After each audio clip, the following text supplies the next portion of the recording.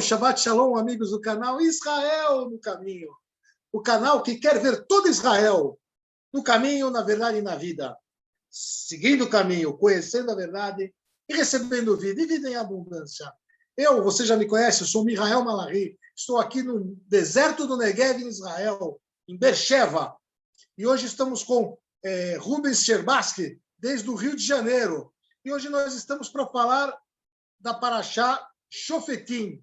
Shofetim quer dizer juízes, vamos falar de juízes. Está em Deuteronômios 16, 18 até o Deuteronômios 21, 9. A Brit Hadashah vai de Isaías 51, 12 até Isaías 52, 12. Desculpa, a Brit Hadashah não, a Haftará, que são a porção dos profetas. O Salmo é o 17 e a Brit Hadashah, que aí sim é o Novo Testamento, a Nova Aliança, né? Brit Hadashah, Nova Aliança, está em Atos 3, de 22 a 23. Depois de dito isso, Rubens, o que você tem a dividir para nós aqui do canal, para nós aprendermos, para mim, para os YouTube espectadores, sobre juízes? O que a Torá quer falar sobre juízes? Shofetim. Bom, o nome dessa primeiro, Shabbat Shalom a todos. Miguel, tudo bem, meus amigos amados do Senhor? Na verdade, quando eu peguei esse texto de Devarim, 16, 18 até 21, 9, né? Eu separei 4 pontos importantes que eu creio nessa parashá, né? Misturando, na verdade, com os outros textos, né, que acompanham. Eu queria falar de algumas coisas muito importantes.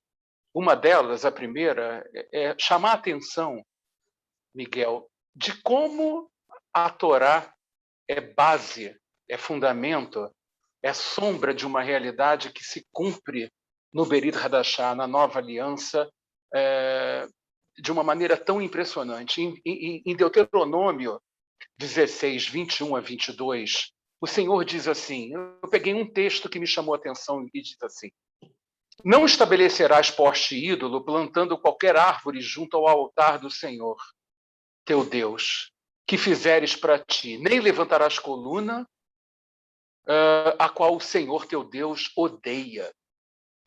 Aí eu comecei a fazer uma pergunta, imaginando a minha vida, a vida de tantos irmãos, de amigos que estão ouvindo, não é, as verdades que a gente tem procurado propagar, proclamar a respeito da Torá, a respeito de Yeshua. E eu comecei a perguntar quantas não são as colunas e os postes ídolos que muitas vezes levantamos diante do altar de Deus. E vamos considerar nós como santuários do Deus vivo, nós vamos considerar este altar, os nossos corações. Então ele está falando realmente que que coisa terrível é quando você levanta postes ídolos ou colunas dentro desse altar. Eu vou dar um exemplo. Miguel, lá em Lucas 16, 13, diz que nenhum servo pode servir a 2 senhores, porque ou há de aborrecer a um e amar o outro, ou vai se achegar a um e desprezar o outro. E aí diz assim, não podeis servir a Deus e a Mamon, ou seja, uma entidade, vamos dizer assim, um Deus, na verdade, antigo, não é? Adorado pelos gentios, né? Não podeis servir a Deus e as riquezas. Em outras traduções fala dessa maneira. Por que isso está escrito?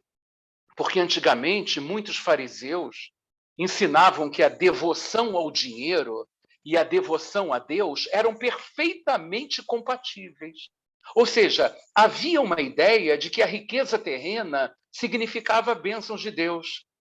Assim, as pessoas ricas eram consideradas as favoritas e as abençoadas por Deus. Só que Jesus Jesus jamais foi contra, não é? Riqueza propriamente dita. Mas lá em 1 Timóteo 6, no verso 10, está escrito que o amor ao dinheiro é a raiz de todos os males. Não é o dinheiro, é o amor ao dinheiro. Ou seja, e o que a palavra diz em relação ao dinheiro? Manda aos ricos desse mundo que não sejam altivos, mas nem ponham esperança na incerteza das riquezas, mas em Deus, que abundantemente nos dá todas as coisas para dela gozarmos. Que façam bem, enriqueçam em boas obras, repartam de boa mente e sejam comunicáveis, que entesourem para si mesmos um bom fundamento para o futuro, para que possam alcançar a vida eterna. Está lá em 1 Timóteo 6, no verso 17. Em 2 Coríntios 8, 9, você vê: pois conheceis a graça de nosso Senhor Jesus Cristo, que sendo rico, se fez pobre por amor de vós, para que pela sua pobreza vos tornasseis ricos. É evidente que, ao contrário do que pensam os partidários da teologia da prosperidade, chamado Evangelho da Prosperidade, Deus está falando de algo muito mais nobre do que a possibilidade de nós alcançarmos riquezas materiais. Então, veja, ele não é contra a riqueza, ele é contra se isso acabar se tornando um Deus para você. Ele é contra se isso acabar se tornando uma coluna. Ele é contra se isso acabar se tornando um poste ídolo. E é isso que essa palavra da Torá, de Devarim, quer passar para nós. Nós podemos ter outros deuses ou postes ídolos. Veja, aquilo que você colocar na tua frente, na tua vida, à frente de Deus, pode se tornar um ídolo ou uma coluna para você. Uma esposa pode se tornar uma coluna. Um marido pode se tornar um poste ídolo. Filhos podem se tornar. A igreja mesmo pode se tornar um poste ídolo para você. O teu trabalho pode se tornar. Ou seja, tudo aquilo que no teu coração acabar se tornando uma coluna ou uma árvore que você planta para você, isso é uma coisa que a Torá está falando. Cuidado, porque toda primazia pertence ao Senhor nosso Deus. Então, essa foi a primeira mensagem que eu acreditei ser muito positiva para passar para todos que estão nos ouvindo, Miguel. A outra passagem... Muito interessante isso, né? Deixa eu só completar. Realmente, Vamos quando Abrão quando Deus manda ele fazer o sacrifício em Isaac, Abrão, né? É justamente isso, né? Para testar, ver até quanto Perfeito. que Isaac era, né? E nós, no nosso dia a dia, né, Rubens, a gente... Sim. O nosso clube de futebol, alguma coisa, a nossa família, Perfeito. Várias coisas, né, realmente podem se tornar pedras de tropeço, realmente, postes ídolos, né? Então, foi muito bem observado. Muito e é sutil isso, né, Miguel? É sutil. Super sutil. A gente... vai entrando... E a gente vê que a gente começa... que a gente comete erros diariamente ou de hora em hora, né? Ou de hora em hora, de minuto a minuto. Né? E a gente acaba colocando Deus em segundo plano, em terceiro plano, e é isso que a Torá está chamando a atenção. Não faça isso. Perfeito, perfeito. Muito boa a tua intervenção, teu exemplo, né, de lembrar de Abraão e Isaac. A outra passagem que me chamou, obviamente, muita atenção nessa paraxá, Miguel, está em Deuteronômio 18, de 15 a 18. Porque ali há uma profecia clara, evidente, né, que eu vou aproveitar para dar outros exemplos, mas é uma profecia tremenda quando há uma comparação entre Moshe e Yeshua. Está escrito em Deuteronômio 15, 18 a 15, eu vou ler. O Senhor teu Deus te suscitará um profeta do meio de ti e de teus irmãos, semelhante a mim, diz Moisés. A ele ouvirás, segundo tudo o que pediste ao Senhor teu Deus em Horebe, quando reunido o povo. Não ouvirei mais a voz do Senhor meu Deus, nem mais verei esse grande fogo, para que não morra. Então o Senhor me disse... Falaram bem aquilo que disseram. Suscitar-lhes-ei um profeta do meio de seus irmãos. Glória a Deus. Semelhante a ti, em cuja boca porei as minhas palavras, e lhes falará tudo o que eu lhes ordenar. Ora, gente, e chegando Jesus, veja só, eu vou ler um trecho que vem para Atos 3, que diz assim: chegando Jesus às partes de Cesareia de Filipe, interrogou os seus discípulos, dizendo: que dizem os homens ser o filho do homem? E eles disseram: uns João Batista, outros Elias, outros Jeremias, outros disseram: que você é um dos profetas. Aí disse-lhes ele: e vós, vocês, quem vocês dizem que eu sou? Simão Pedro, respondendo pelo Espírito, disse: tu és o Cristo, tu és Mashiach, tu és o Filho do Deus vivo. E Jesus, respondendo, disse-lhe: bem-aventurado, Simão Barjonas, porque não foi carne e sangue que te revelou, mas meu Pai que está nos céus. Então disse, na verdade, Moisés, lá em Atos 3, não é, confirmando, não é, quando Pedro estava relembrando, pregando, né, no templo, na época das primeiras conversões, ele falou isso de maneira clara: o Senhor Deus vos suscitará dentre os vossos irmãos um profeta semelhante a mim, a ele ouvireis em tudo quanto vos disser. E diz assim: acontecerá que toda alma que não ouvir a esse profeta será exterminada do meio do povo. Manda, Miguel. Rubens, realmente você falou que é uma profecia, mas eu tenho que falar uma coisa para você. Quem será esse profeta que está falando a Torá? Quem será? Quem você acha que é? Quem será que é? Jesus não pode ser. Não, Jesus não é. Tenho certeza que Jesus não é. Abre meus olhos, Senhor, para a gente ver quem é esse profeta. Quem é o profeta que é semelhante a ti? Quem é esse profeta, Senhor? Gente, eu não aguentei, Rubens, é isso. Esse mise-en-scène todo do Miguel, gente, é para que vocês entendam. A nossa oração é para que vocês vejam a Torá com o Berit Hadashah, que vem só confirmando.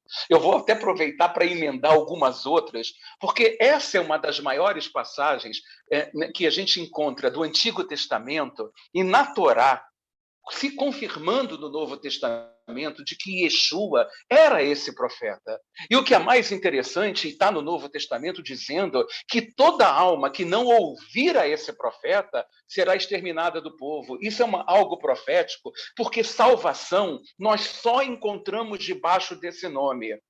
Meu amigo, eu vou dizer uma coisa para você, eu anotei aqui para te falar quando eu li esse texto. Eu te convido a pegar o Tanar. Pegue Zacarias 12:10.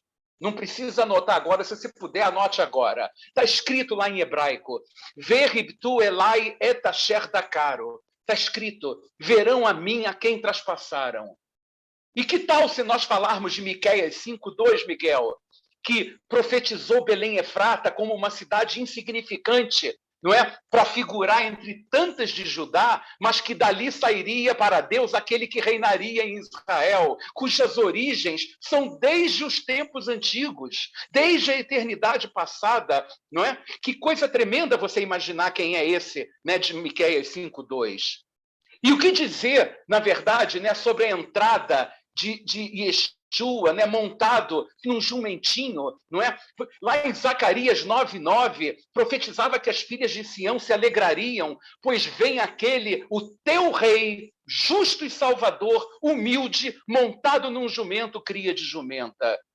Como que eu não vou fazer um comentário a respeito de Isaías 9:6, que diz que um menino nos nasceu, um filho se nos deu, o governo estará sobre seus ombros, e um dos seus nomes é El Gibor, Deus forte. Então, o filho é Deus. Essa é uma das maiores provas, quando você vê que o nome daquele que viria é El Gibor. O próprio filho também é Deus. Vou falar aqui, Rubens, então eu vou desacreditar de novo. Não é Jesus, não é Yeshua, não é Jesus. Então, por essas profecias que você está falando, ele vai ter que nascer em Betlehem. Agora precisa ver. Então, ele não veio ainda. Vamos esperar ele agora. Então, ele vai ser, talvez ele seja muçulmano, porque em Betlehem não há mais judeus, do que me consta. Então, vai ser difícil esperar Yeshua, o Mashiach, hoje, né? Se não for Yeshua, quer dizer, então todas as profecias... Não, o Tanar, Miguel, eu vou só para concluir. Eu queria que você que me ouve, e ouve o Miguel, não é, que faz essas brincadeiras, e nunca vi uma brincadeira ser tão séria. Eu quero que você entenda qual foi o brado da cruz de Yeshua, senão aquele que está confirmado em Mateus 27, 46, que diz: Eli, Eli, lama sabachthani, Deus meu, por que me desamparaste? Foi o mesmo profetizado pelo rei Davi no Salmo 22, 900 anos antes da cruz de Cristo. E quanto aos seus ossos na cruz? Os soldados quebraram os ossos dos 2 assaltantes que foram crucificados ao lado de Yeshua. Quando iam fazer o mesmo com Jesus, perceberam que ele já estava morto e não quebraram-lhe as pernas. Isso para confirmar o que diz a Escritura no Salmo 34, 20, dizendo, que nenhum dos seus ossos será quebrado. Então, resumindo o que eu comecei a falar desse texto de Deuteronômio, esse é o profeta de quem Moisés falou. Ah? O terceiro ponto importante que eu creio nessa paraxá, meus irmãos, Miguel, diz respeito às cidades de refúgio. Isso está escrito lá em Deuteronômio 19, de 1 a 14. Por que isso me chamou a atenção? Qual é o conceito, não é, que o próprio Espírito Santo nos traz a respeito das cidades de refúgio? A justiça de Deus. Aquilo que você faz voluntária ou involuntariamente. Aquele que feria o próximo sem querer, Deus separava a cidade de refúgio. Ao contrário, se houvesse realmente ódio pelo próximo, ele seria entregue à morte. Ele era extirpado do povo. Então, isso nos remete à nossa própria vida de santidade diante de Deus. Quando nós tropeçamos, nós o fazemos voluntariamente ou por causa da fraqueza da carne? Pois se a gente faz pela fraqueza da carne e nos arrependemos de coração diante de Deus, imediatamente somos perdoados. Nossa cidade de refúgio é o próprio Senhor Jesus. Mas se nós pecamos voluntariamente, depois de termos recebido o conhecimento da verdade, diz o texto em Hebreus 10, de 26, 27, já não resta mais sacrifício pelos pecados, mas uma certa expectação horrível de juízo e ardor de fogo que há de devorar os adversários. Então, olha para o teu coração, porque Deus não se deixa escarnecer. Deus não é bobo. Ele sabe quando nós tropeçamos pelas nossas limitações, ou se nós tropeçamos porque pensamos assim, vamos tentar dar uma passadinha de perna no Senhor, porque ele não vai levar isso em consideração. Cuidado. Então, esse é o terceiro ponto, Miguel, que eu queria chamar a atenção em relação a essa paraxá. Ok?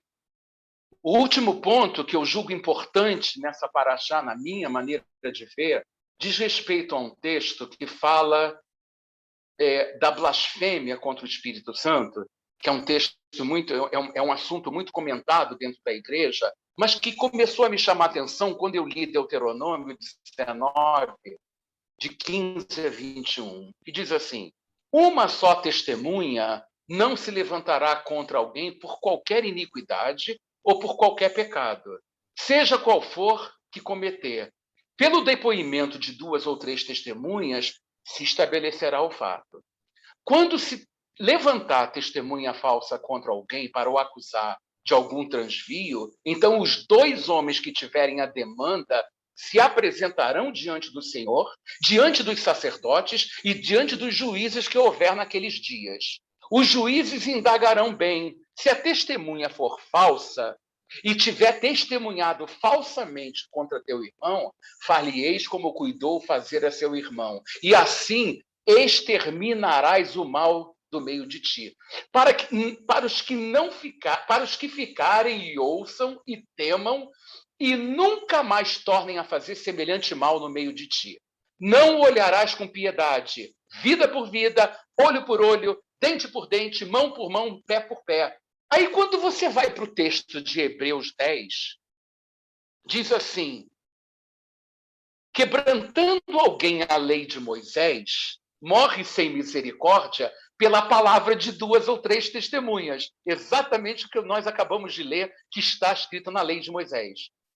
Aí ele vem logo depois e diz o seguinte: de quanto maior castigo cuidai vós, será julgado merecedor aquele que pisar o Filho de Deus e tiver por profano o sangue do testamento com que foi santificado e fizer agravo, ou seja, que ultrajar, que insultar o Espírito da graça.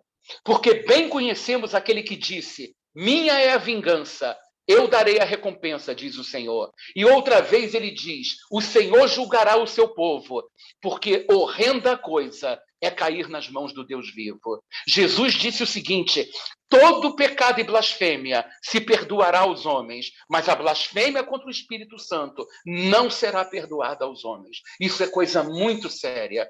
Se por 2 ou 3 testemunhas, não é? Alguém pela lei de Moisés podia passar, não é? Passar o que está escrito em relação à lei, olho por olho, dente por dente. Vocês imaginem realmente de quanto maior castigo vai acontecer com aquele que blasfemar contra o Espírito. E o que é a blasfêmia contra o Espírito? É você atribuir a Satanás aquilo que fez o Espírito Santo. Blasfêmia, no grego, traduz calúnia, traduz difamação, traduz injúria. É um discurso injurioso contra o santo nome de Deus.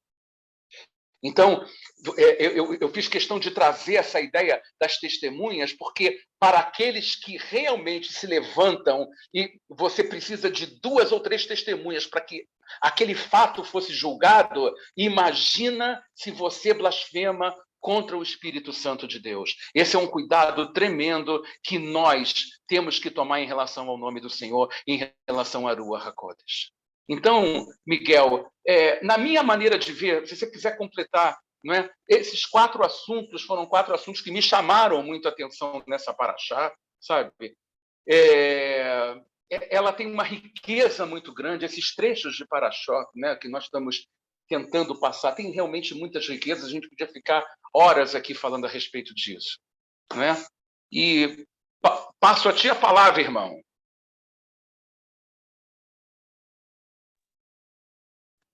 Rubens, eu gostaria só de trocar uma ideia com você. Sim. Com relação a tudo isso que você falou, né, que você colocou esses 4 pontos, né? E sim, uma coisa que eu estava pensando essa semana, né, que é a questão, e você falou aí também, né, daquele momento na cruz que ele fala: Pai, por que me desamparaste, né? Que Davi fala no Salmo 22, né? E isso é muito forte mesmo, porque esse ministério de Yeshua, né? A obra que ele fez foi justamente essa, né? Essa foi a grande obra dele, né? Quer dizer, lá em Gênesis o homem caiu, né? Adão cai e é restabelecido, né? O pecado foi a desobediência, né? Olha, para fazer só isso aqui, né? Ou seja, uma desobediência às ordens de Deus, né? E como restabelecer, né? Quer dizer, tudo aconteceu, veio Moisés, veio Abrão, veio Moisés, veio todas as coisas, né? Que aconteceram na história de Israel, o povo de Deus, né? Até culminar com o Mashiach, com Jesus, nesse momento, né? Que é o momento que ele fala porque desamparaste. Porque foi o momento que o meu, que o seu, que o de todos, o pecado de todos caiu sobre ele.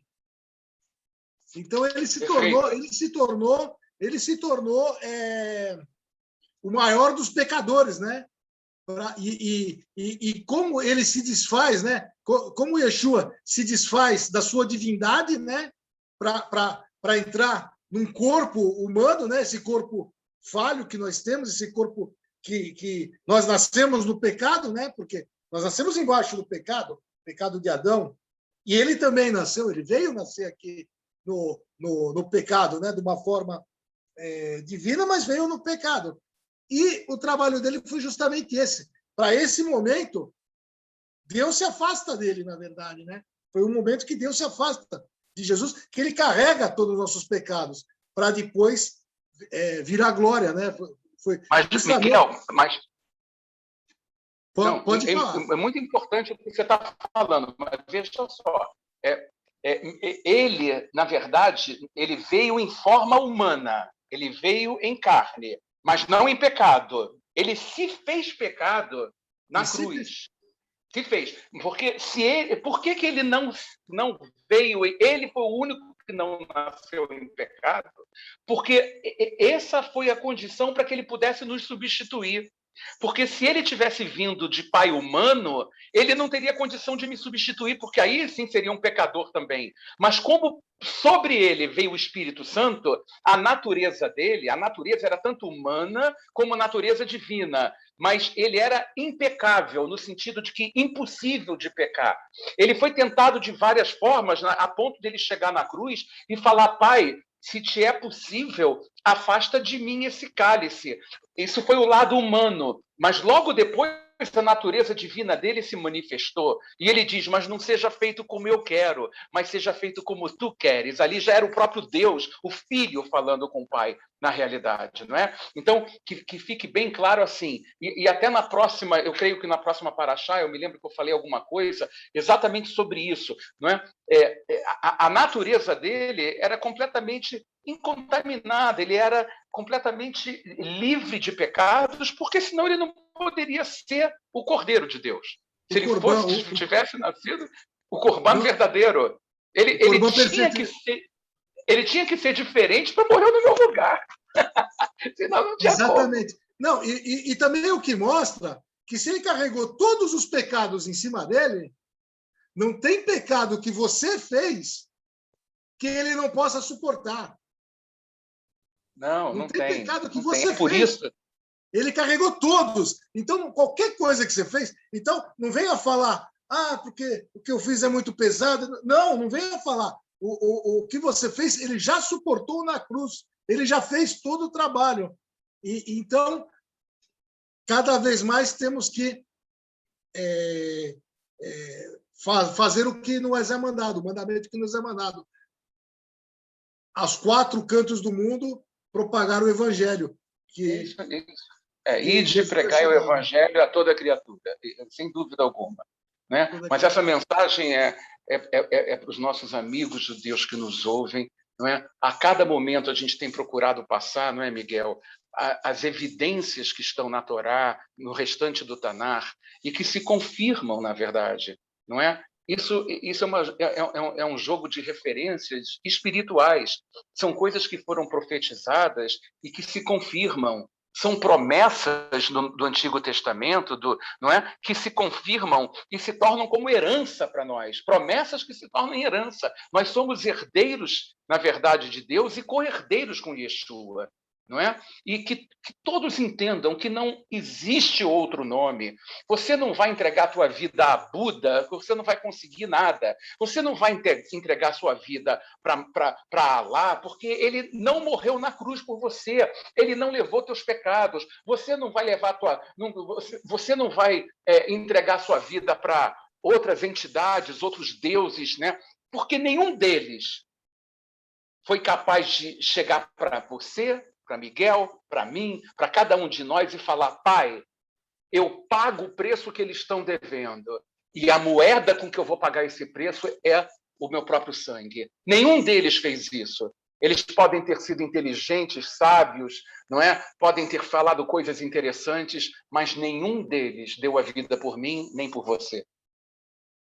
Amém. Muito bom, Rubens. Agradeço demais essa paraxá, essa aula, né? Para mim foi uma aula, foi uma coisa incrível. Eu acho que estamos no caminho certo e e deixar o convite para nosso amigo YouTube espectador, chamar um amigo, chamar mais pessoas para assistirem, para divulgar o nosso canal. E estamos à disposição para qualquer dúvida, esclarecimentos que se façam necessários aí, né? E Shabbat Shalom. Shabbat Shalom.